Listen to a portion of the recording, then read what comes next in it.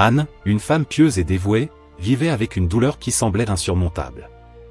Elle était stérile, incapable de donner un enfant à son mari, Elkana.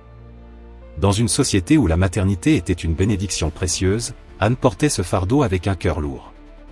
Chaque année, Elkana emmenait sa famille à Silo pour offrir des sacrifices au Seigneur. Mais pour Anne, ce moment était toujours empreint de tristesse. Sa rivale, Penina, mère de plusieurs enfants, la tourmentait cruellement, la rabaissant pour sa stérilité. Un jour, submergée par la douleur, Anne se rendit seule au temple. Les larmes ruisselaient sur son visage alors qu'elle se prosternait devant l'autel. Dans une prière silencieuse mais intense, elle implora Dieu. « Seigneur des armées, regarde la détresse de ta servante. Si tu me donnes un fils, je te le consacrerai pour toute sa vie.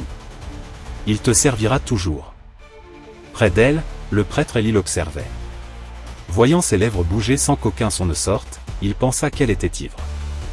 Il s'approcha et lui dit sévèrement, « Jusqu'à quand seras-tu ivre ?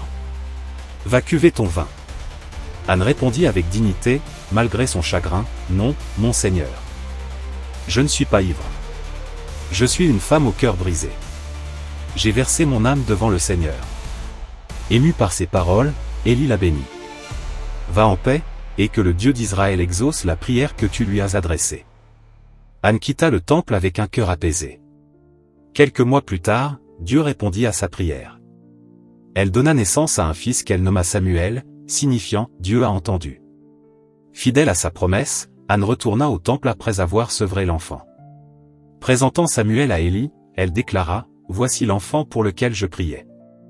Je le consacre au Seigneur pour qu'il le serve toute sa vie. » Samuel grandit dans le temple, sous la garde d'Élie.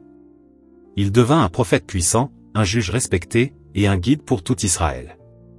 Mais à l'origine de cette grande destinée se trouvait une femme, Anne, un modèle de foi, de persévérance et de gratitude envers Dieu. Confie-toi en l'Éternel de tout ton cœur, et ne t'appuie pas sur ton intelligence. Reconnais-le dans toutes tes voies, et il aplanira tes sentiers. Proverbe 3, 5-6. Enseignement de fin. Chers auditeurs, l'histoire d'Anne nous enseigne que, même au cœur de la douleur et des défis, Dieu entend les prières sincères. Elle a persisté dans la foi et a vu ses larmes transformées en joie.